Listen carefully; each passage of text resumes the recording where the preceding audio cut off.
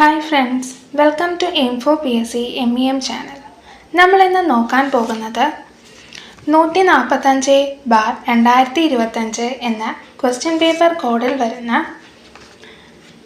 2025 November 8 നടന്ന attender grade 2, salesman grade 2, saleswoman grade 2, attender, store keeper എന്നീ തസ്തികയിലേക്കുള്ള പരീക്ഷയുടെ പ്രിലിമിനറി സെക്കൻഡ് ഫേസ് ആണ്. പരീക്ഷയിലെ ചോദ്യ പേപ്പറിലെ മാത്സ് ആൻഡ് മെൻ്റലബിലിറ്റി പാർട്ടിലെ ക്വസ്റ്റ്യൻസ് ആണ് നോക്കുന്നത്. ഈ ക്വസ്റ്റ്യൻ പേപ്പറിൽ 20 ചോദ്യങ്ങളാണ് ഉള്ളത്. പ്രിലിംസ് ആയതുകൊണ്ട് 20 ചോദ്യങ്ങളാണ് വന്നിരിക്കുന്നത്. ഈ ചോദ്യ പേപ്പറിലെ GK ആൻഡ് കറണ്ട് അഫയേഴ്സ് പാർട്ടിലെ ചോദ്യങ്ങളുടെ ഡിസ്കഷൻ ക്ലാസ് നമ്മുടെ മറ്റൊരു ചാനലായ എയിം ഫോർ PSCയിൽ അപ്ലോഡ് ചെയ്തിട്ടുണ്ട്. കൂട്ടുകാർ എല്ലാവരും ആ ക്ലാസ് കാണേണ്ടതാണ്. നമുക്ക് ചോദ്യങ്ങളിലേക്ക് കടക്കാം. 81ാമത്തെ ചോദ്യം.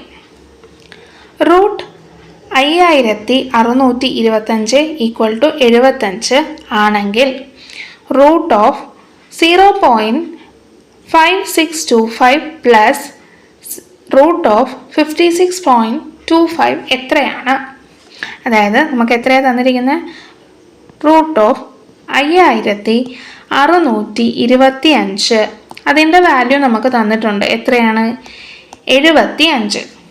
എങ്കിൽ നമുക്ക് കണ്ടുപിടിക്കേണ്ടത് റൂട്ട് ഓഫ് 0.5625 എത്രയാണെന്ന് കണ്ടുപിടിക്കണം.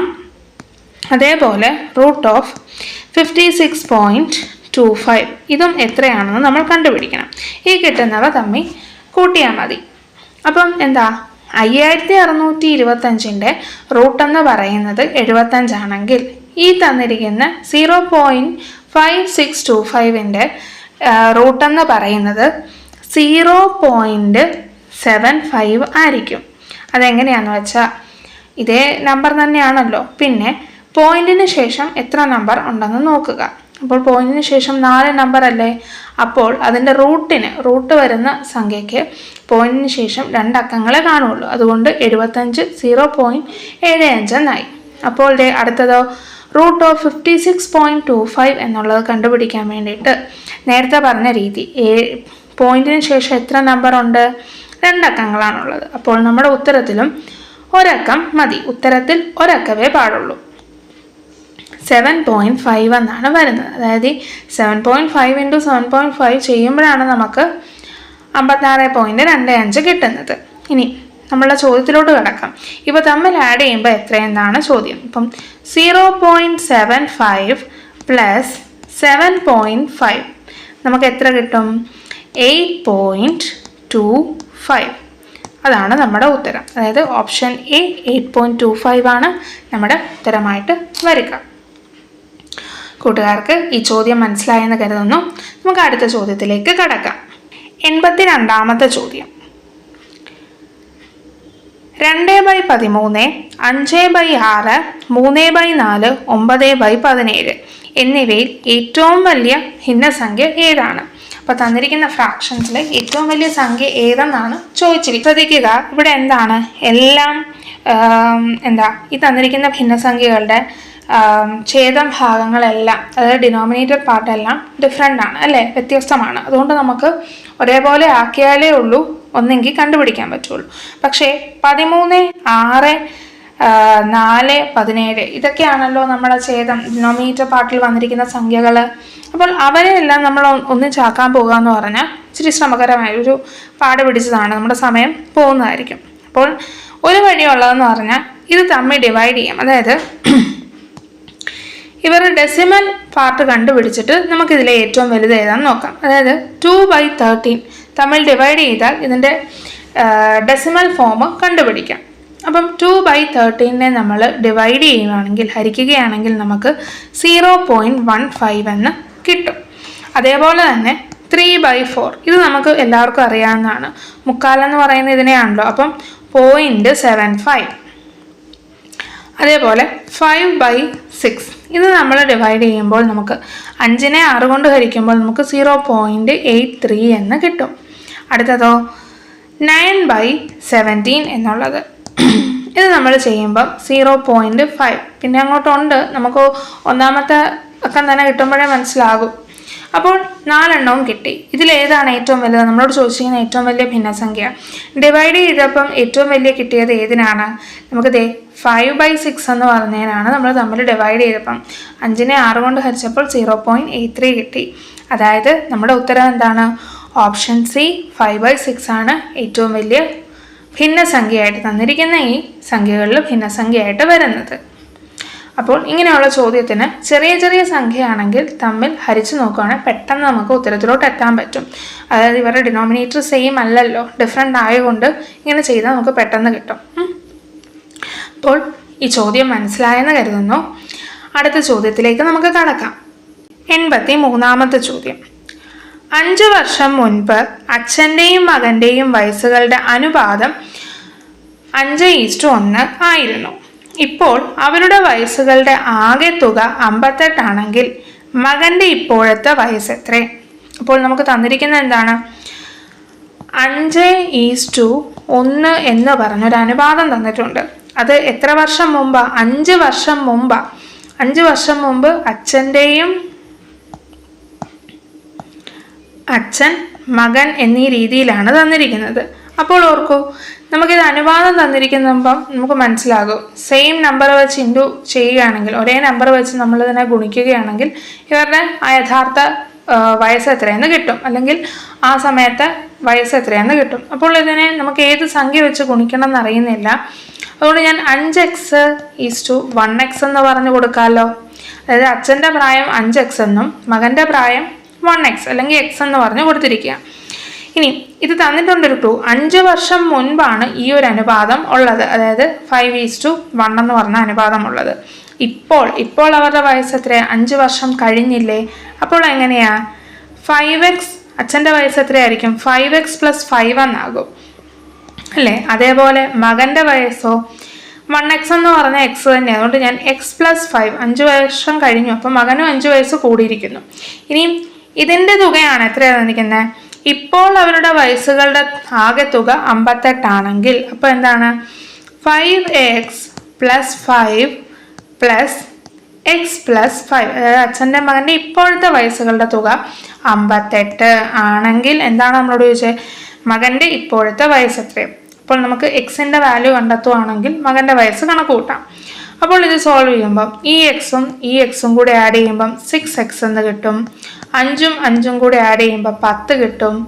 = 58. 6x = 58 - 10, അതായത് ഇവിടെ +10 ആയിരുന്നത് ഇങ്ങോട്ട് മാറുകയാണോ. അപ്പം 6x = 48. അപ്പം 6x എന്ന് പറഞ്ഞാൽ 6 × x ആണ്. അപ്പോൾ ഞാൻ ആ 6നെ ഇപ്പുറത്ത് കൊണ്ടുവരികയാണ്. 48/6 എന്നാകും. 48നെ 6 വെച്ച് ഹരിക്കുമ്പോൾ 8 എന്ന് കിട്ടും. അതായത് മകൻ്റെ പ്രായം 8 വയസ്സ്. അതെന്താണ്? 5 വർഷങ്ങൾക്ക് മുമ്പാണ് 8 വയസ്സെന്ന് പറയുന്നത്. ഇപ്പോഴത്തെ വയസ്സെന്ന് പറഞ്ഞാൽ, അതായത് x + 5 ആണ് ഇപ്പോഴത്തെ മകൻ്റെ പ്രായം. അതായത് 8 + 5 = 13 ആണ് നമ്മളുടെ ഉത്തരം വരുന്നത്. അതായത് ഓപ്ഷൻ ബി ആണ് നമ്മുടെ ഉത്തരമായിട്ട് വരുന്നത്. അപ്പോൾ ഇത് എക്സ് വെച്ച് വരെ നിർത്തരുത്. ഇപ്പോഴത്തെ വയസ്സ് ചോദിച്ചിരിക്കുന്നതുകൊണ്ടാണ് x + 5 എന്ന് വരുന്നത്. അപ്പോൾ 13 ആണ് നമ്മുടെ ഉത്തരം. ഇവിടെ ഓപ്ഷനിൽ 8 ഇല്ലാത്തതുകൊണ്ട് നമ്മൾ തെറ്റായി കറുപ്പിക്കത്തില്ല. 13 എന്ന് കിട്ടുന്നതുകൊണ്ട് 13 എന്നുള്ളൊരു ഓപ്ഷൻ ഉള്ളതുകൊണ്ട് വേഗം പോകും. ഇനി 8 എന്നുണ്ടെങ്കിൽ കറുപ്പിക്കരുത്. അപ്പോൾ 13 വയസ്സാണ് മകൻ്റെ ഇപ്പോഴത്തെ പ്രായം. അപ്പോൾ കൂട്ടുകാർക്ക് ഈ ചോദ്യം മനസ്സിലായെന്ന് കരുതുന്നു. നമുക്ക് അടുത്ത ചോദ്യത്തിലേക്ക് കടക്കാം. 84ാമത്തെ ചോദ്യം. താഴെ കൊടുത്തിരിക്കുന്ന സംഖ്യാശ്രേണിയിലെ അടുത്ത സംഖ്യ ഏതാണ്? 2, 5, 11, 23, 47. അടുത്തത് എത്രയാണെന്നാണ് ചോദിച്ചിരിക്കുന്നത്. അപ്പോൾ നമുക്ക് നോക്കിക്കേ, സംഖ്യാശ്രേണി 2, 5, 11, 23, 47. ഇപ്പോൾ തന്നിരിക്കുന്ന സംഖ്യകളെ ശ്രദ്ധിക്കുക. ഇവർ പ്രൈം നമ്പേഴ്സുകളാണോ? ആണ്. അപ്പം അടുത്തൊരു പ്രൈം നമ്പർ ആയിരിക്കുമോ വരുന്നത്? അല്ല. കാരണം 2 കഴിഞ്ഞാൽ 3 ഉണ്ട്, പക്ഷേ എന്നാൽ 3 വിട്ട് 5 എടുത്ത്. 5 കഴിഞ്ഞാൽ 7 ഉണ്ട്, 7 വിട്ട് 11 എടുത്തു. 11-നിടയ്ക്ക് 13 ഉണ്ട്, 17 ഉണ്ട്, 19 ഉണ്ട്, പിന്നെയുള്ള ശേഷം 23 എടുത്തിരിക്കുന്നത്. അപ്പോൾ നമുക്ക് പ്രൈം നമ്പറുകൾ മാത്രം എടുത്തിരിക്കുന്നതെന്നും പറയാൻ പറ്റത്തില്ല. ഇനി ഈ സംഖ്യകൾ വല്ലതും സ്ക്വയറുകൾ, പ്രൈം നമ്പർ ആയതുകൊണ്ട് സ്ക്വയർ അല്ലെന്ന് നമുക്കറിയാം. അപ്പോൾ പിന്നെ സ്ക്വയറുകളാണോ ക്യൂബുകളാണോ എന്ന് ചെക്ക് ചെയ്യേണ്ട ആവശ്യമില്ല. ഇനി നോക്കുക ഇവർ തമ്മിൽ എന്തെങ്കിലും ബന്ധമുണ്ടോ എന്ന്. അപ്പോൾ ചെക്ക് ചെയ്തപ്പം ഒരു കാര്യം ശ്രദ്ധിച്ചാൽ മനസ്സിലാകും. 2 ഇൻറ്റു 2, 2ൻ്റെ ഇരട്ടിയുടെ കൂട്ടത്തിൽ 1 കൂട്ടിയാൽ നമുക്ക് 5 കിട്ടും അല്ലേ? അപ്പോൾ നമ്മൾ അടുത്ത സംഖ്യ നോക്കി 11 ആണ്. അപ്പോൾ ഇതേ റൂള് തന്നെ അവിടെ പറ്റും. അതായത് 5ൻ്റെ ഇരട്ടി 5 ഇൻറ്റു 2 ചെയ്ത് അതിൻ്റെ കൂടെ 1 കൂട്ടിയാൽ നമുക്ക് 11 കിട്ടും. അപ്പോൾ ഇതേ റൂള് തന്നെ ഇവിടെയും പറ്റും. അപ്പം നമുക്ക് മനസ്സിലായി ഇങ്ങനെയാണ് അടുത്ത ശ്രേണി കണ്ടെത്തിയിരിക്കുന്നത്. 11 ഇൻറ്റു 2 പ്ലസ് 1 ചെയ്താൽ നമുക്ക് 23 കിട്ടും. അപ്പോൾ അതേ രീതി തന്നെ ഇവിടെയും വന്നിരിക്കുന്നത് 23 ഇൻറ്റു 2 പ്ലസ് 1, 23 ഇൻറ്റു 2 46, 46ൻ്റെ കൂട്ടം 1 കൂട്ടിയാൽ 47 കിട്ടും. അപ്പോൾ സ്വാഭാവികമായിട്ടും അടുത്ത സംഖ്യ എങ്ങനെയായിരിക്കും? 47 ഇൻറ്റു 2 പ്ലസ് 1. 47 ഇൻറ്റു 2 എന്ന് പറഞ്ഞാൽ നമുക്ക് 2 എന്ന് പറയുമ്പോൾ നമുക്ക് 94 എന്നാണ് കിട്ടുന്നത്. 94ൻ്റെ കൂടെ 1 കൂട്ടുക, 95 നമ്മുടെ ഉത്തരമായിട്ട് വരുന്നത്. അതായത് ഓപ്ഷൻ സി ആണ് നമ്മുടെ ഉത്തരമായിട്ട് വരുന്നത്. അപ്പം ഇതൊരു സംഖ്യാശ്രേണി എന്ന് വേണേൽ പറയാം. അതായത് തന്നിരിക്കുന്ന നമ്പറിൻ്റെ ഇരട്ടിയുടെ കൂട്ടത്തിൽ 1 കൂട്ടിയാണ് അടുത്ത നമ്പറിനെ നമ്മൾ കണ്ടെത്തിയിരിക്കുന്നത്. അപ്പം ഇതേപോലത്തെ ഉള്ള ചോദ്യങ്ങൾ നമ്മൾ ഇത്രയും കാലം ചെയ്തിരുന്ന ക്വസ്റ്റ്യൻ പേപ്പറിലൊക്കെ വന്നിട്ടുണ്ട്. ഇങ്ങനത്തെ ചോദ്യങ്ങൾ ധാരാളമായിട്ട് PSC ചോദിക്കുന്നതുമാണ്. അപ്പോൾ കൂട്ടുകാർക്ക് ഈ ചോദ്യം മനസ്സിലായെന്ന് കരുതുന്നു. അടുത്ത ചോദ്യത്തിലേക്ക് കിടക്കാം. 85ാമത്തെ ചോദ്യം. യഥാക്രമം 6 സെക്കൻഡ്, 8 സെക്കൻഡ്, 12 സെക്കൻഡുകളുടെ ഇടവേളകളിൽ 3 മണികൾ മുഴങ്ങുന്നു എന്നിരിക്കട്ടെ. എത്ര സെക്കൻഡ് കഴിയുമ്പോഴാണ് ആ 3 മണികളും ഒരുമിച്ച് മുഴങ്ങുന്നത്? അതായത് 6 സെക്കൻഡ്, 8 സെക്കൻഡ്, 12 സെക്കൻഡ് ഇടവേളകളിൽ 3 മണികൾ ഇങ്ങനെ മുഴങ്ങിക്കൊണ്ടിരിപ്പുണ്ട്. എത്ര സെക്കൻഡ് കഴിയുമ്പോൾ ഈ 3 മണികളും ഒരുമിച്ച് മുഴങ്ങുന്നത് എന്നാണ്. ഇതിന് നമ്മൾ കണ്ടുപിടിക്കേണ്ടത്, നമ്മളിതിൽ LCM ആണ് കണ്ടുപിടിക്കേണ്ടത്. അതായത് തന്നിരിക്കുന്ന സംഖ്യകളുടെ LCM. അതായത് എന്തൊക്കെയാണ്? 6, 8, 12 എന്നീ 3 സംഖ്യയുടെ LCM കണ്ടെത്തിയാൽ മതി, നമുക്കിതിൻ്റെ ഉത്തരം കിട്ടും. ഇനി അവർ ഒരുമിച്ചടിക്കുന്ന സമയവേദനല്ലേ, എത്ര സെക്കൻഡ് കഴിയുമ്പോഴെന്നല്ലേ. അപ്പോൾ നമുക്ക് ഇവരുടെ 3ൻ്റെയും LCM കണ്ടെത്താം. 6, 8, 12. നമുക്കൊരു PSC തുടക്കക്കാർക്ക് വേണ്ടിയിട്ട് ഞാൻ ചെയ്ത് കാണിക്കുന്ന LCM കണ്ടെത്തുന്നത്. ഇവ 3നെയും കൂടി ഒരുമിച്ച് ഹരിക്കാൻ പറ്റിയ സംഖ്യ ഏതാ? 2 വെച്ച് നമുക്ക് ഹരിക്കാം. 6നെ 2 വെച്ച് ഹരിക്കുമ്പോൾ 3, 8നെ 2 വെച്ച് ഹരിക്കുമ്പോൾ 4, 12നെ 2 വെച്ച് ഹരിക്കുമ്പോൾ വീണ്ടും 6 കിട്ടി. വീണ്ടും ഞാൻ 2 വെച്ച് ഹരിക്കുകയാണ്. 3നെ 2 വെച്ച് ഹരിക്കാൻ കഴിയത്തില്ല എന്നറിയാം, അതുകൊണ്ട് 3 തന്നെ എഴുതുന്നു. 4നെ 2 വെച്ച് ഹരിക്കുമ്പോൾ 2 കിട്ടും. 6നെ 2 വെച്ച് ഹരിക്കുമ്പോൾ എനിക്ക് 3 കിട്ടും. വീണ്ടും ഞാൻ ഇവയെ 2 വെച്ച് ഹരിക്കുകയാണ്. 3നെ 2 വെച്ച് ഹരിക്കാൻ കഴിയാത്തതുകൊണ്ട് ഈ 3 2 ഇതേപോലെ തന്നെ 3 അവിടെ തന്നെ വന്നു. ഇനിയും 2നെ 2 വെച്ച് ഹരിക്കുമ്പോൾ 1 കിട്ടി. ഇനി അടുത്തത് 3 ആണുള്ളത്. 3നെ 3 വെച്ച് ഹരിക്കുമ്പോൾ 1 തന്നെ കിട്ടും. അപ്പോൾ നമുക്ക് ഈ കിട്ടിയ ഈ സംഖ്യകളെല്ലാം കൂടി നമുക്ക് ഗുണിക്കേണ്ടതാണ്. അപ്പോൾ LCM എത്രയായിരിക്കും? 2 ഇൻറ്റു 2 ഇൻറ്റു 2 ഇൻറ്റു 3.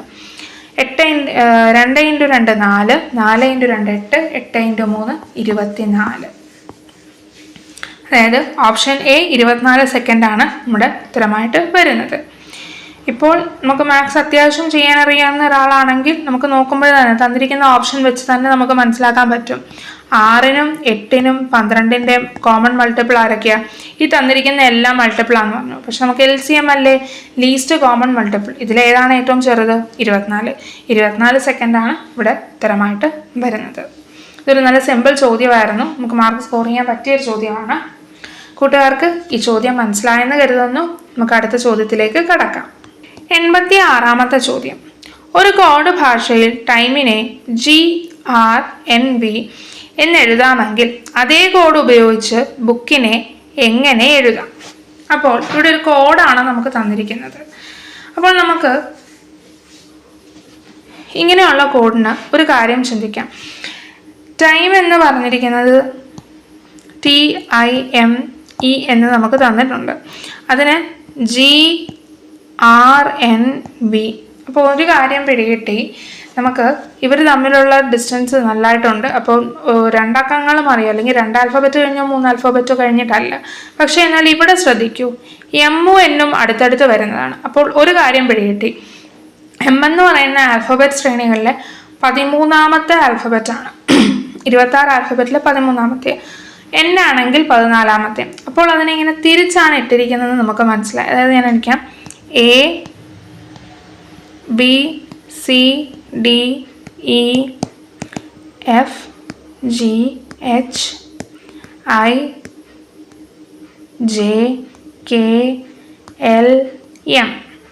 ഇപ്പോൾ 13 ആൽഫബറ്റ് എഴുതി. ഇനി ഇത് നേരെ ഞാൻ തിരിച്ചെഴുതുകയാണ്.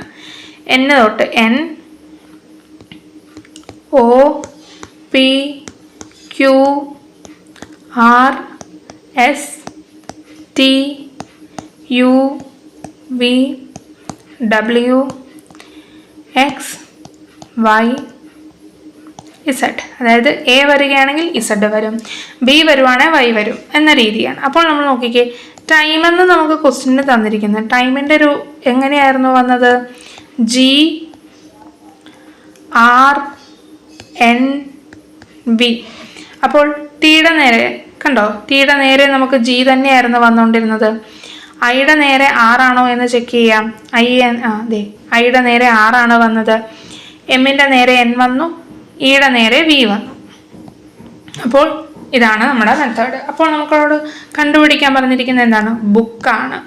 അപ്പം ബിയുടെ നേരെയുള്ള ആൽഫബറ്റ് ഏതാണ്? വൈ ആണ് വന്നിരിക്കുന്നത്. അപ്പോൾ ബിയുടെ നേരെ വൈ കിട്ടിയിരിക്കുന്നു.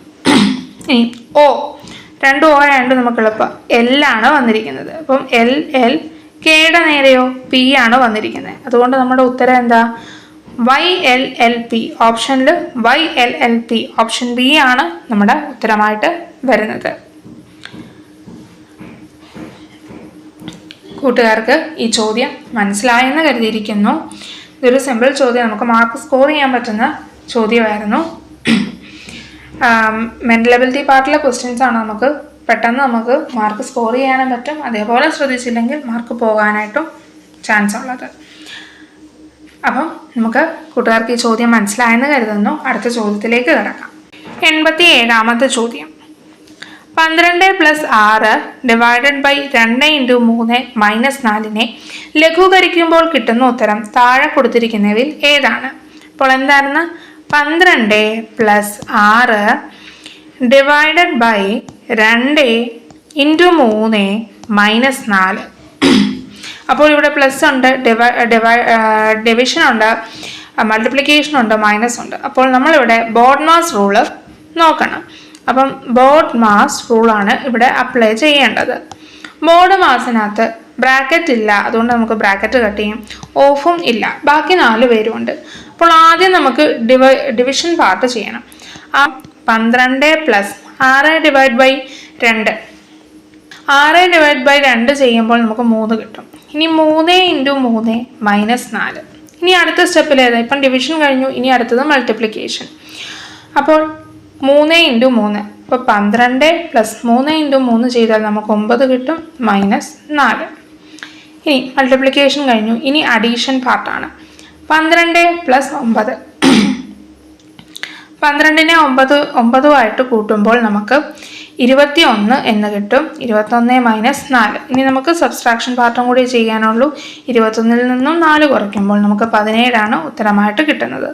അതായത് ഓപ്ഷൻ ബി ആണ് നമ്മുടെ ഉത്തരം.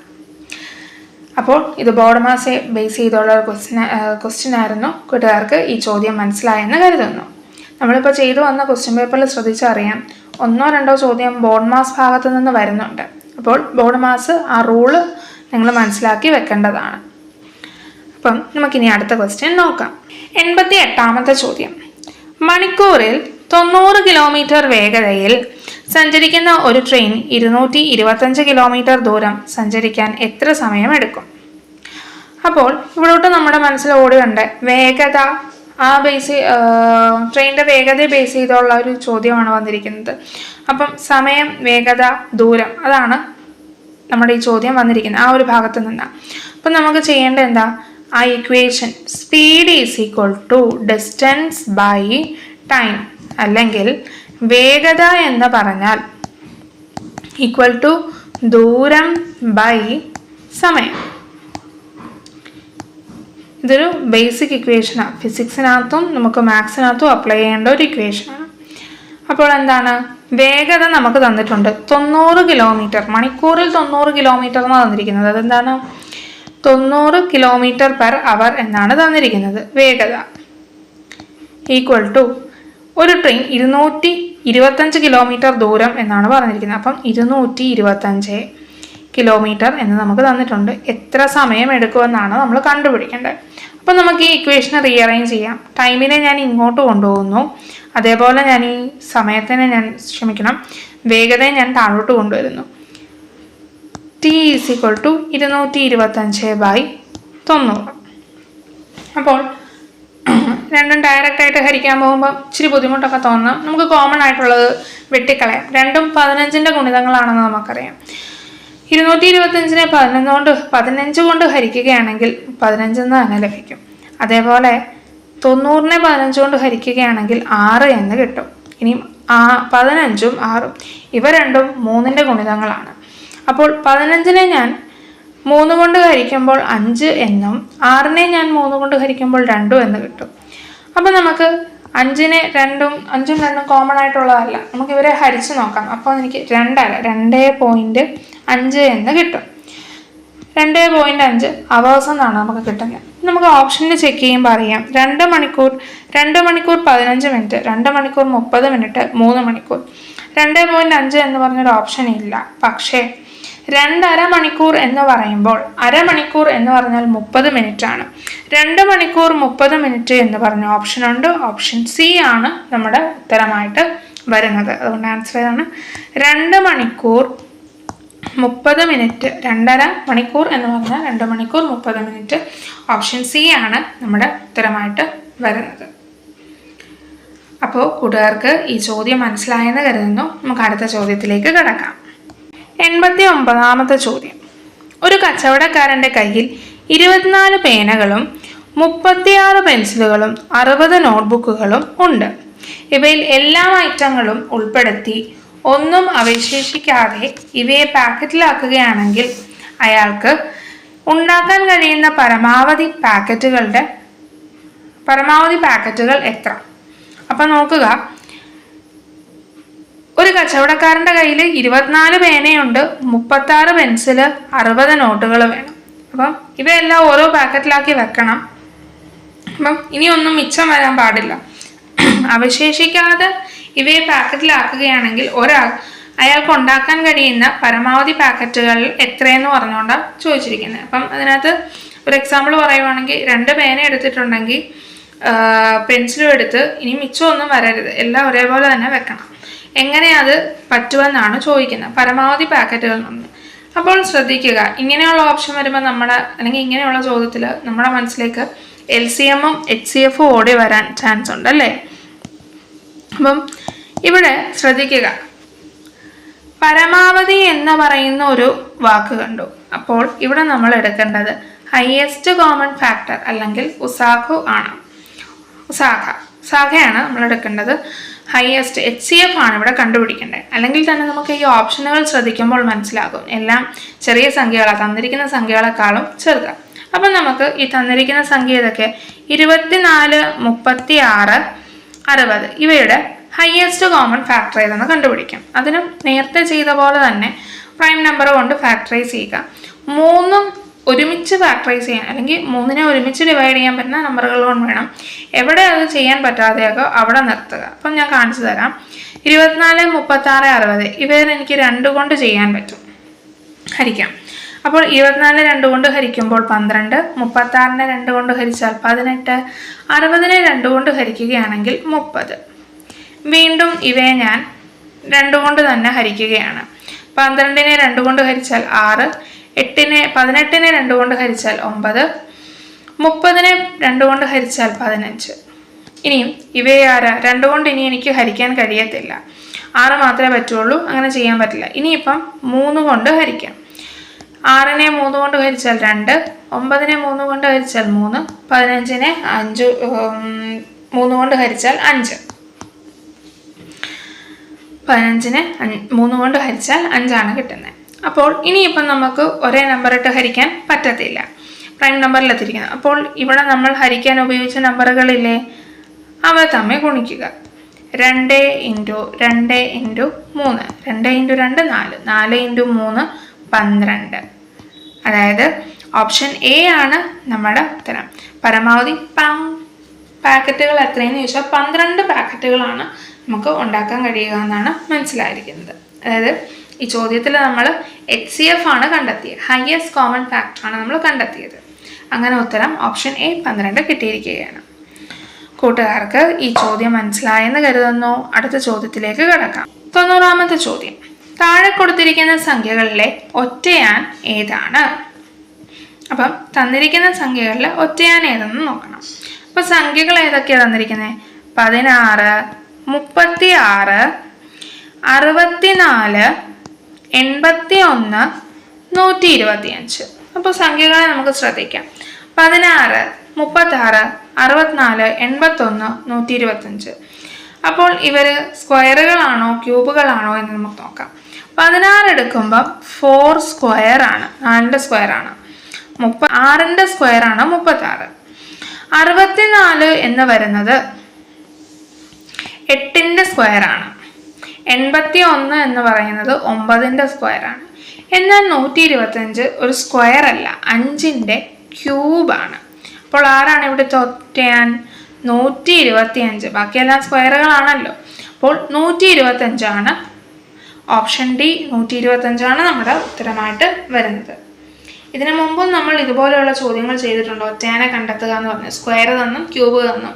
അപ്പം ആ ഒരു ഭാഗത്ത് നിന്ന് ഇങ്ങനൊരു ചോദ്യം മിക്ക ക്വസ്റ്റ്യൻ പേപ്പറിലും കണ്ടുവരുന്നുണ്ട്. അതുകൊണ്ട് നിങ്ങൾ സ്ക്വയറുകളും ക്യൂബുകളും ഒക്കെ പഠിക്കണം. അപ്പം ഈ ചോദ്യം മനസ്സിലായെന്ന് കരുതുന്നു. ഇതൊരു സിമ്പിൾ ചോദ്യമായിരുന്നു. നമുക്ക് അടുത്ത ചോദ്യത്തിലേക്ക് കടക്കാം. നമ്മുടെ എയിം ഫോർ PSC എന്ന ടെലിഗ്രാം ചാനലിൽ ഡെയിലി PYQ സെഷൻസും ന്യൂ SCERT ക്ലാസ്സുകളും ഒക്കെ ഉണ്ടായിരിക്കും.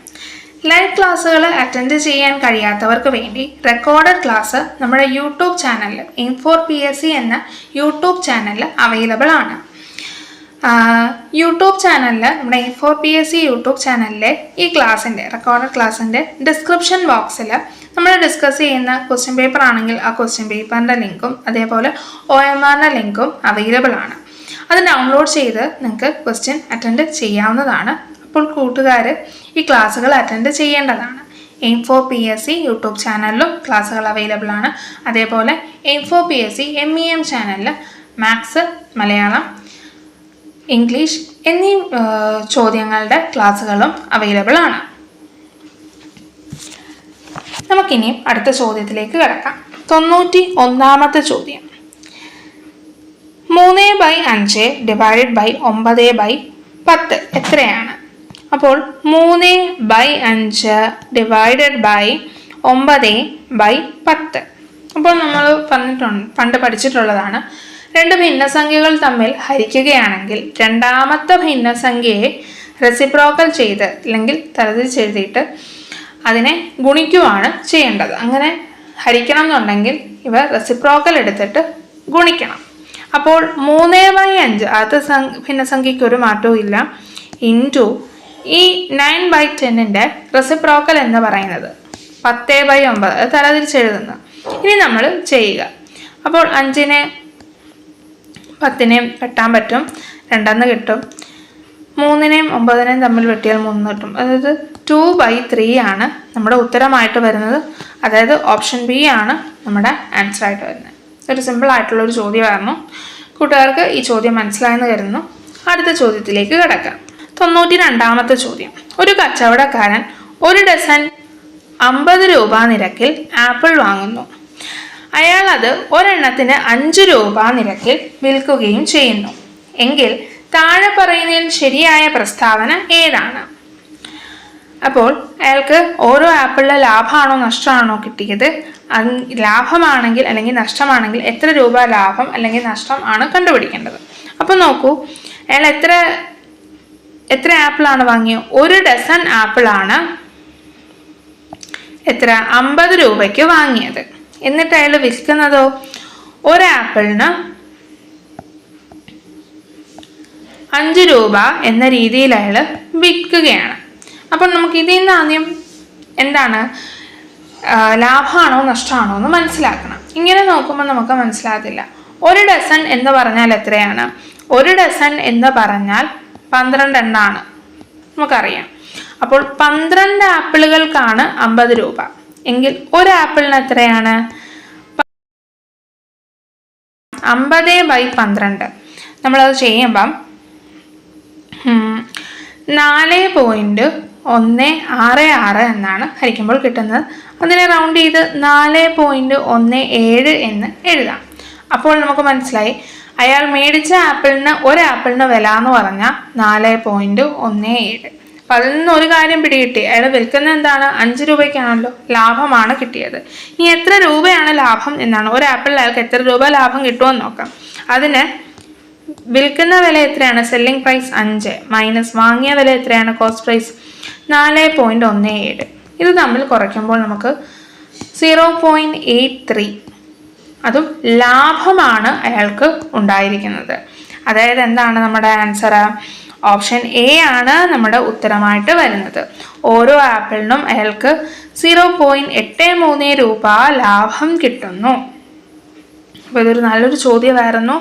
ആദ്യം ഒരു ഡസൻ്റെ ആണ് ആപ്പിളിൻ്റെ വില തന്നിരിക്കുന്നത്. അപ്പം അതിൽ നിന്നും ഒരു ആപ്പിളിൻ്റെ വില കണ്ടെത്തുക. ഇനി അയാൾ വിൽക്കുന്ന വില നമുക്ക് തന്നിട്ടുണ്ട് ഒരു ആപ്പിള്, അവ തമ്മിൽ കുറയ്ക്കുകയാണെങ്കിൽ ലാഭമാണോ നഷ്ടമാണോ എന്ന് നമുക്ക് കിട്ടും. എത്ര രൂപ ലാഭമുണ്ട് അല്ലെങ്കിൽ എത്ര രൂപ നഷ്ടമുണ്ടെന്ന് കിട്ടും. അപ്പം നല്ലൊരു ചോദ്യമായിരുന്നു. അപ്പം നമുക്ക് കൂട്ടുകാർക്ക് ഈ ചോദ്യം മനസ്സിലായെന്ന് കരുതുന്നു. അടുത്ത ചോദ്യത്തിലേക്ക് കടക്കാം. അടുത്തത് 93ാമത്തെ ചോദ്യം.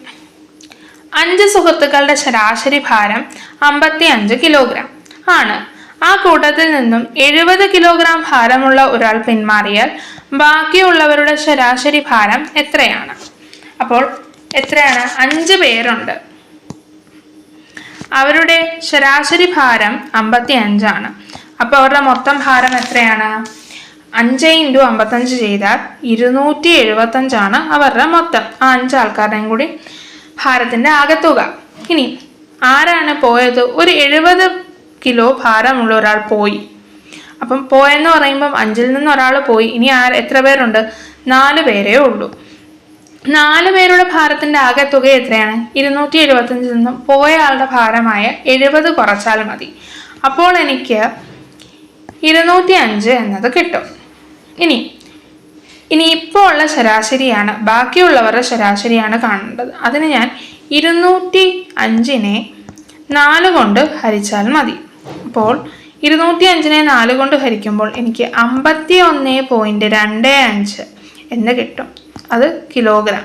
ഒരു ശരാശരി, ഈ 4 പേരുടെയും ശരാശരി ഭാരം 51.25 എന്നാണ് കിട്ടുന്നത്. അതായത് ഓപ്ഷൻ സി ആണ് ഉത്തരമായിട്ട് വരുന്നത്. അപ്പം കൂട്ടുകാർക്ക് ഈ ചോദ്യം മനസ്സിലായെന്ന് കരുതുന്നു. അടുത്ത ചോദ്യത്തിലേക്ക് കടക്കാം. 94ാമത്തെ ചോദ്യം. ഒരു പെട്ടിയുടെ 3/5 ഭാഗം ആപ്പിളുകളും ബാക്കി ഓറഞ്ചുകളുമാണ്. ആകെ 40 ഓറഞ്ചുകളാണ് ആ പെട്ടിയിലുള്ളതെങ്കിൽ ആപ്പിളുകളുടെ എണ്ണം എത്ര? അപ്പൊ എന്താണ് പറഞ്ഞിരിക്കുന്നത്? ഒരു പെട്ടിക്കകത്ത് 3/5 ഭാഗവും ആപ്പിൾ ആണെന്നാണ് പറഞ്ഞിട്ടുള്ളത്. ഇനി ബാക്കി ഭാഗം ഓറഞ്ച് ആണെന്ന് പറഞ്ഞിട്ടുണ്ട്. 3/5 ഓറഞ്ച് ആണെങ്കിൽ മൊത്തം ആ പെട്ടിക്കകത്ത് 5/5 അല്ലേ പറയുന്നത്? അതിൽ 3/5 5 ഭാഗങ്ങളായിട്ട് വേർതിരിക്കുകയാണെങ്കിൽ 3 ഭാഗത്തും ആപ്പിൾ ആണ്. ഇനി എത്ര ഭാഗമുണ്ട് മിച്ചം? 2 ഭാഗമല്ലേ? അതായത് 2/5 എന്ന് പറയുന്നത് ഓറഞ്ച് ആണെന്ന് നമുക്ക് തന്നിട്ടുണ്ട്. ഇനി ഓറഞ്ചിൻ്റെ എണ്ണം 40 ആണെന്ന് നമുക്ക് തന്നിട്ടുണ്ട്. അപ്പോൾ 2/5 എന്ത് ടോട്ടലിൽ നിന്നും തീയെന്നെടുക്കുകയാണ് 40 ആണെന്ന് മനസ്സിലായി. അപ്പം മൊത്തം എത്രയുണ്ട്? 40 × ഇതിങ്ങോട്ട് പോകുമ്പോൾ 5/2 = 100. ടോട്ടൽ 100 ഫ്രൂട്ട്സ് ഉണ്ട്. ആപ്പിളും ഓറഞ്ചും കൂടി ചേർന്ന് 100 എണ്ണം ഉണ്ടെന്ന് മനസ്സിലായി. അപ്പോൾ ഇനി നമ്മളോട് എന്താ ചോദിച്ചിരിക്കുന്നത്? ആപ്പിളിൻ്റെ എണ്ണം എത്രയെന്നാണ് എത്രയാണെന്നാണ് കണ്ടുപിടിക്കേണ്ടത്. അപ്പോൾ 100ൽ നിന്നും ഓറഞ്ച് എത്രയാണ് നമുക്ക് ക്വസ്റ്റ്യൻ പേപ്പറിൽ തന്നിരിക്കുന്നത് 40 എന്നാണ് തന്നിരിക്കുന്നത്. ഇവ തമ്മിൽ കുറച്ചാൽ ആപ്പിളിൻ്റെ എണ്ണം കിട്ടും, അതായത് 60. അപ്പം ഓപ്ഷൻ സി ആണ് നമ്മുടെ ഉത്തരമായിട്ട് വരുന്നത്. അപ്പം തന്നിരിക്കുന്നത് ഓറഞ്ചിൻ്റെ ആണ് നമുക്ക് തന്നിരിക്കുന്നത്. എത്ര എണ്ണം ഉണ്ടെന്ന് പറഞ്ഞിരുന്നു. അതിൽ നിന്ന് നമ്മൾ ടോട്ടൽ കണ്ടെത്തിയിട്ട് ആ ടോട്ടലിൽ നിന്ന് നമ്മൾ ആപ്പിളിൻ്റെത് ഓറഞ്ചിൻ്റെ കുറച്ച് ആപ്പിൾ കണ്ടെത്തുകയാണ് ചെയ്തത്. അപ്പം കൂട്ടുകാർക്ക് ഈ ചോദ്യം മനസ്സിലായെന്ന് കരുതുന്നു. നമുക്ക് അടുത്ത ചോദ്യത്തിലേക്ക് കടക്കാം. 95-ാമത്തെ ചോദ്യം. ഒരു കടയുടെ മുന്നിൽ 15 പേർ ക്യൂ നിൽക്കുന്നു. രഘു മുന്നിൽ നിന്നും 9ാമതാണ്. ക്യൂവിൻ്റെ പിന്നിൽ നിന്ന് നോക്കിയാൽ രഘുവിൻ്റെ സ്ഥാനം എത്രയാണ്? അപ്പോൾ ഇതൊരു വ്യത്യസ്തം എന്ന് പറയാൻ ഒരു വേറെ രീതിയിലെ ക്വസ്റ്റ്യനായി. സാധാരണ ക്യൂവിൽ എത്ര പേര് ഉണ്ട് എന്ന് കണ്ടുപിടിക്കാനായിട്ടാണ് നമ്മളോട് ഇത്രയും നാളും നമ്മൾ കണ്ടിരുന്നത്. എന്നാൽ ഇന്ന് നമ്മളോട് ചോദിച്ചിരിക്കുന്നത് ക്യൂവിൽ ഇത്ര പേരുണ്ട്, പുറകിൽ നിന്നുള്ള അയാളുടെ സ്ഥാനമാണ് പറയുന്നത്. അപ്പം 15 പേരുള്ള ക്യൂവിൽ രഘു എത്രാമതാണ്? മുന്നിൽ നിന്നും അയാൾ 9ാമതാണ്, 9th പൊസിഷൻ. പിന്നിൽ നിന്നും ഉള്ള അയാളുടെ പൊസിഷനാണ് കാണുന്നത്. അതിന് ചെയ്യേണ്ടതെന്ന് വെച്ചാൽ ടോട്ടൽ എത്ര പേരുണ്ട്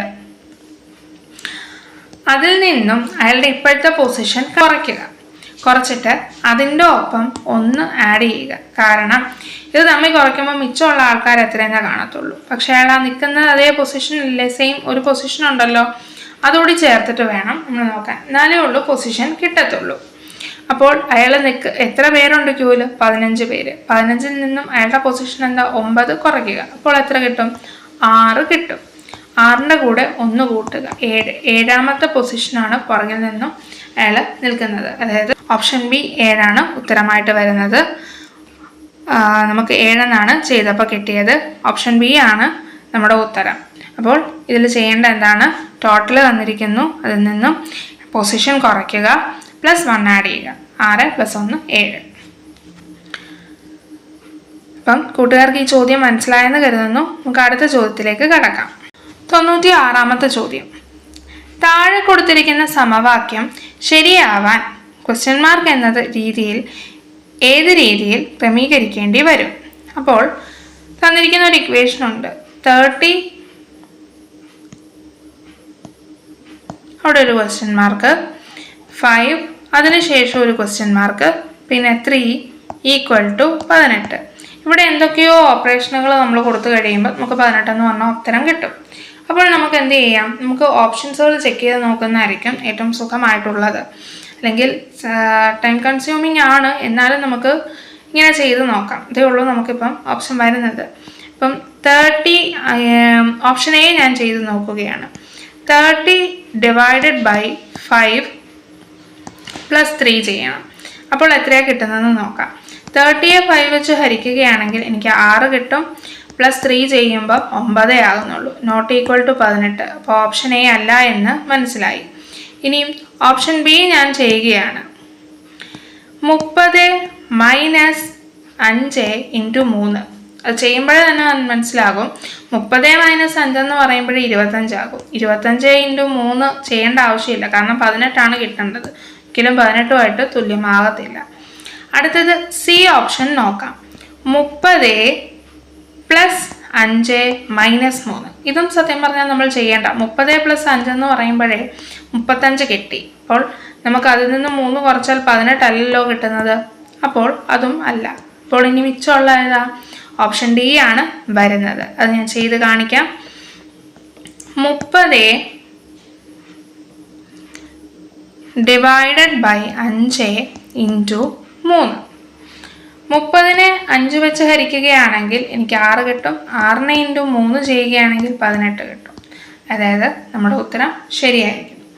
അതായത് ഓപ്ഷൻ ഡി ആണ് നമ്മുടെ ഉത്തരം കിട്ടിയിരിക്കുന്നത്, ശരിയായ ഉത്തരം. അപ്പോൾ ഇങ്ങനെയുള്ള ചോദ്യങ്ങളിൽ വലിയ സംഖ്യകളല്ല എന്നുണ്ടെങ്കിൽ ഓപ്ഷൻസ് ഓരോന്നിട്ട് ചെക്ക് ചെയ്യാവുന്നതാണ്. ഫസ്റ്റ് ഓപ്ഷൻ വെച്ച് നമ്മൾ കണക്കൂട്ടുമ്പോൾ, അല്ലെങ്കിൽ ഫസ്റ്റ് ഈ ഓരോ ഓപ്ഷൻസിലെ ഫസ്റ്റ് ടേം വെച്ച് തന്നെ കൂട്ടുമ്പോൾ നമുക്ക് ഏകദേശം ഉത്തരത്തിലോട്ട് എത്താൻ കഴിയുന്നതാണ്. അപ്പം ഇങ്ങനെയുള്ള ചോദ്യങ്ങൾക്ക് നമുക്ക് ഈ മെത്തേഡ് തന്നെ യൂസ് ചെയ്യുന്നതായിരിക്കും നല്ലത്. ഈ കൂട്ടുകാർക്ക് ഈ ചോദ്യം മനസ്സിലായെന്ന് കരുതുന്നു. നമുക്ക് അടുത്ത ചോദ്യത്തിലേക്ക് കടക്കാം. 97-ാമത്തെ ചോദ്യം. 3.6 divided by 0.12 equal to x ആണെങ്കിൽ എക്സിൻ്റെ വില എത്രയാണ്? ഇതൊരു സിമ്പിൾ ചോദ്യമാണ്. 3.6 by 0.12 ഈക്വൽ ടു എക്സ് ആണെങ്കിൽ എക്സിൻ്റെ വാല്യൂ എത്രയെന്നാണ് ചോദിച്ചിരിക്കുന്നത്. നമുക്ക് തന്നിരിക്കുന്ന രണ്ടും ദശാംശ സംഖ്യകളാണ്, അല്ലെങ്കിൽ ഡെസിമൽ നമ്പേഴ്സാണ്. ഡെസിമൽ നമ്പേഴ്സിനെ നമുക്ക് ഹരിക്കാൻ പാടാണ്. അതായത് ഛേദഭാഗത്തും ഹരിക്കാൻ ഉപയോഗിക്കുന്ന സംഖ്യയും ഡെസിമൽ ആയതുകൊണ്ട് ആ ഡെസിമൽ പോയിന്റ് മാറ്റണം. അപ്പോൾ താഴെ ഡെസിമൽ പോയിന്റ് മാറ്റുന്നുണ്ടെങ്കിൽ മേളിലും മാറും. അപ്പോൾ താഴെ നമ്മൾ 0.12നെ 100 വെച്ച് ഗുണിച്ചാൽ മാത്രമേ ഉള്ളൂ ഡെസിമൽ പോയിന്റ് മാറുള്ളൂ. അപ്പോൾ മേളിലും 3.6നെയും നമ്മൾ 100 വെച്ച് ഗുണിക്കണം. അപ്പോൾ എങ്ങനെയാണ്? 3.6 into 100 by 0.12 into 100. അപ്പോൾ 3.6 into 100 ചെയ്യുമ്പോൾ 360 എന്ന് കിട്ടും. 0.12 into 100 ചെയ്യുമ്പോൾ 12 എന്ന് കിട്ടും. അപ്പോൾ ഇവ തമ്മിൽ ഹരിക്കുമ്പോൾ നമുക്കറിയാം 12ൻ്റെ മൂന്നാമത്തെ മൾട്ടിപ്പിൾ 36 ആണെന്നറിയാം. അപ്പോൾ 360 എന്ന് പറയുന്നത് 30ാമത്തെ മൾട്ടിപ്പിൾ ആയിരിക്കും. അതായത് നമ്മുടെ ആൻസർ ആയിട്ട് വരുന്നത് എന്താണ്? ഓപ്ഷൻ എ ആണ് ഉത്തരമായിട്ട് വരുന്നത്. അപ്പം കൂട്ടുകാർക്ക് ഈ ചോദ്യം മനസ്സിലായെന്ന് കരുതുന്നു. നമുക്ക് അടുത്ത ചോദ്യത്തിലേക്ക് കടക്കാം. 98ാമത്തെ ചോദ്യം. താഴെ കൊടുത്തിരിക്കുന്ന സംഖ്യകളെ ആരോഹണ ക്രമത്തിൽ ക്രമീകരിച്ചാൽ ലഭിക്കുന്ന ഉത്തരം ഏതാണ്? സംഖ്യകൾ ഏതൊക്കെയാണ്? 2/3, 3/5, 5/8. അപ്പോൾ ഇതിനു മുമ്പ് നമ്മൾ ചെയ്തൊരു ചോദ്യം ഉണ്ടായിരുന്നല്ലോ, അതായത് ഏറ്റവും വലിയ ഭിന്നസംഖ്യ ഏത് കണ്ടുപിടിക്കാൻ. അവിടെ നമ്മൾ എന്താ ചെയ്തത്? അവർ നമ്മൾ ഡെസിമൽ പോയിന്റ് നോക്കുകയാണ് ചെയ്തത്. ഇവിടെ നമുക്ക് ഡെസിമൽ പോയിന്റ് നോക്കാം, അല്ലെങ്കിൽ ഡെസിമൽ നമ്പേഴ്സ് ആക്കിയിട്ട് നമ്മൾ കണ്ടുപിടിക്കുകയായിരുന്നല്ലോ.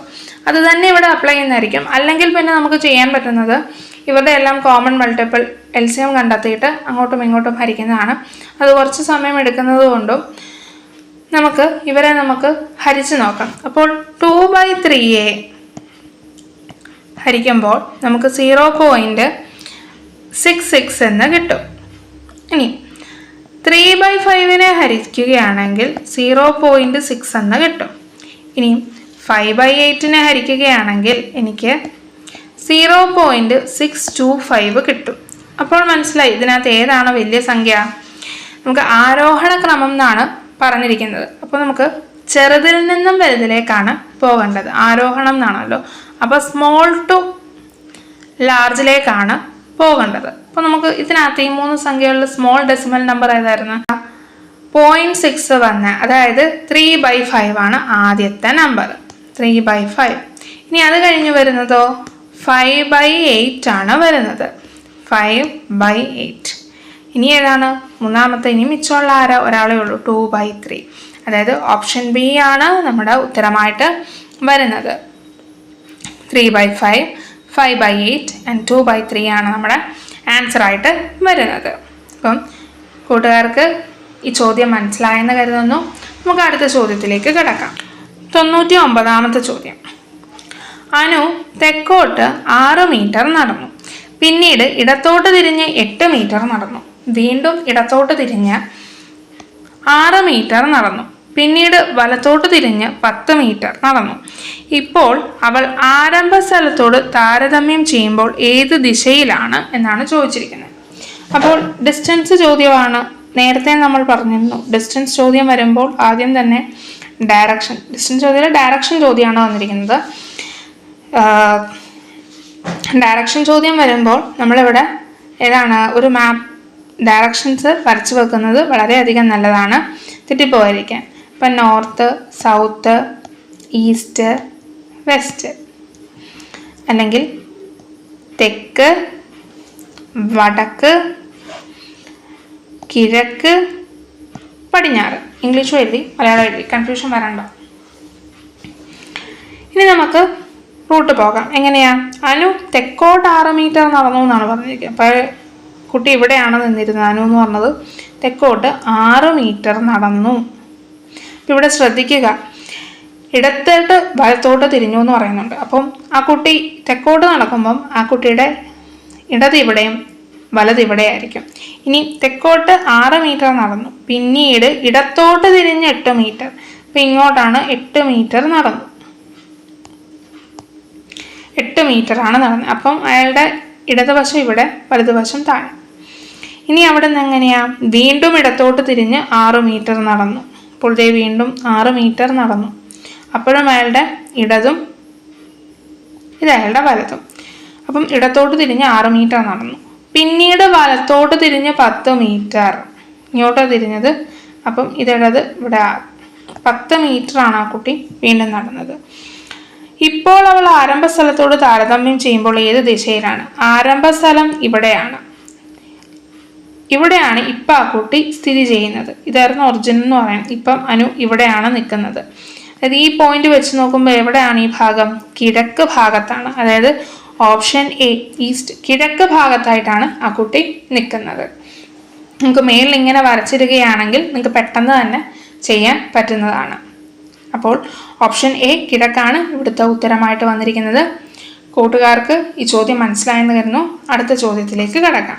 ലാസ്റ്റ് ചോദ്യം, 100ാമത്തെ ചോദ്യം. Root of 49 plus root of 576 എത്രയാണ്? ഇവിടെ ഒരു ശ്രദ്ധിക്കേണ്ടത് റൂട്ട് 49 പ്ലസ് റൂട്ട് 576, ക്ഷമിക്കണം 576. പെട്ടെന്ന് നമ്മൾ 49ൻ്റെ റൂട്ട് 7 എന്ന് പറഞ്ഞ് നമ്മൾ ചാടിക്കയറി എഴുതരുത്. ആദ്യം നമ്മൾ 576ൻ്റെ റൂട്ട് കണ്ടുപിടിക്കണം. അതാദ്യം ചെയ്യാം. അപ്പോൾ നമുക്ക് 49 പ്ലസ് 576ൻ്റെ റൂട്ട് എന്ന് പറഞ്ഞാൽ 24ആണ്. എന്നിട്ടിനിയും ഇവ രണ്ടും കൂടി നമ്മൾ കൂട്ടണം, ആഡ് ചെയ്യണം. അപ്പോൾ കിട്ടുന്നത് റൂട്ട് 73 എന്ന് കിട്ടും. 73 എന്ന് പറയുന്ന സംഖ്യ ഒരു വർഗ സംഖ്യ ഒന്നും അല്ല, അതുകൊണ്ട് അതിൻ്റെ വർഗ്ഗമൂലം നമുക്ക് കിട്ടത്തുമില്ല. അതുകൊണ്ട് നമ്മുടെ ഉത്തരം എന്താണ്? റൂട്ട് 73. അതായത് ഓപ്ഷൻ സി ആണ് നമ്മുടെ ഉത്തരമായിട്ട് വരുന്നത്. അപ്പോൾ ഈ ചോദ്യത്തിൽ ഇതിൽ നിന്ന് എന്താ പിടികിട്ടുന്നത്? നമ്മൾ വർഗ്ഗമൂലം സ്ക്വയർ റൂട്ടുകൾ പല നമ്പേഴ്സിൻ്റെയും, അതായത് ഒരു 25 വരെയുള്ള നമ്പറുകൾ അതിൻ്റെ സ്ക്വയറും പഠിക്കുക. അപ്പോൾ അതിൻ്റെ സ്ക്വയർ റൂട്ട് നമുക്ക് കണ്ടുപിടിക്കാൻ പറ്റും, പഠിക്കാനും പറ്റും. അതുകൊണ്ട് സ്ക്വയർ നമ്പറുകൾ നമ്മൾ പഠിച്ചു വെക്കേണ്ടതാണ്. അങ്ങനെ നമ്മൾ 20 ചോദ്യങ്ങളും കവർ ചെയ്തിട്ടുണ്ട്. കൂട്ടുകാർക്ക് ക്ലാസ് മനസ്സിലായെന്ന് കരുതുന്നു. Thank you and have A nice day.